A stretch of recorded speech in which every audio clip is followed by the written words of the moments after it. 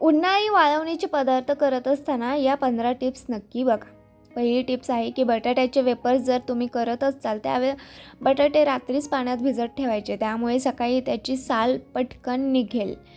Tips number 2, जर vapours रात्रीच जर तुम्ही करून ठेवले तर पाण्यामध्ये ते छान असे भिजले जातात, मुरतात आणि सकाळी जेव्हा ते शिजवले जातात त्यावेळेस त्याचे तुकडे पडत नाहीत. आणि वेपर्स शिजवताना जर तुम्ही त्याच्यामध्ये तुरटी टाकली थोडीशी तर ते पांढरे शुभ्र होतात. आता टिप्स नंबर 4, ज्यावेळेस सांडगे करत असतात ना त्यावेळेस सांडग्याचं पीठ थोडंसं जाडसर दळायचं, त्यामुळे ते चविष्ट होतात आणि छान शिजतातही. सांडगा करताना लसूण जरा जास्त प्रमाणात टाका, त्यामुळे ते मस्त चविष्ट होतात. आणि सांडगे पाडत असताना शक्यतो कमी पाण्याचा वापर करा. जास्त पाण्याचा वापर केलात ना तर सांडगे वाळल्यानंतर ते पांढरे दिसतात. आता टिप्स नंबर 7, बटाट्याचे तिखट खारवडे करत असताना त्याच्यामध्ये लाल मिरची पावडर न टाकता, म्हणजे लाल मिरचीचा जो ठेचा असतो तो न टाकता हिरव्या मिरचीचा टाका, म्हणजे ती जी खारवडे खाताना घशामध्ये उदसत नाही. आणि साबुदाणा आणि बटाट्याचे ज्यावेळेस खारवडे करतात त्यावेळेस साबुदाण्याचे प्रमाण जरा बटाट्यापेक्षा जास्त वापरायचं.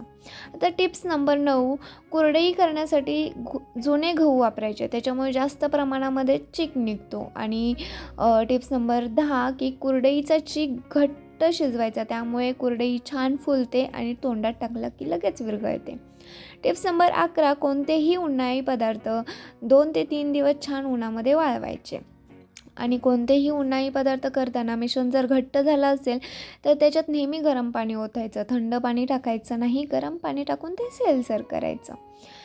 टिप्स नंबर 13, तांदळाचे पापड किंवा कोणताही तांदळाचा पदार्थ करताना जर आपण तांदूळ सुकवणार आहोत तर ते सुकवायचे सावलीत किंवा फॅनखाली, उन्हात सुकवायचे नाहीत, नाहीतर त्याचे तुकडे पडतात किंवा चवीतसुद्धा फरक जाणवतो. टिप्स नंबर 14, गव्हाचा चीक काढल्यावर उरलेल्या गव्हाच्या कोंड्यापासून पापड करता येतात. आता हे पापड कसे करायचे त्याची मी रेसिपी तुम्हाला पुढे जाऊन सांगत आहे. टिप्स नंबर 15 मध्ये, कोंड्याचे पापड करताना कोंडा 2 दिवस वाळवून घ्यायचा. बघा, चिकाचा जो कोंडा गव्हाचा निघतो चीक काढून तो 2-3 दिवस वाळवायचा छान, आणि नंतर तो बारीक करायचा. बारीक केल्यानंतर एखाद्या भांड्यामध्ये मस्त पातेल्यामध्ये जिरीची फोडणी द्यायची, जाडसर बारीक केलेली लाल मिरची टाकायची, मीठ टाकायचं आणि वरून पाणी टाकायचं. आणि त्या पाण्यामध्ये उकळी आली की कोंडा टाकायचा, छान गरगटायचा आणि पळीने त्याचे पापड करायचे. झाली, मस्त लागतात.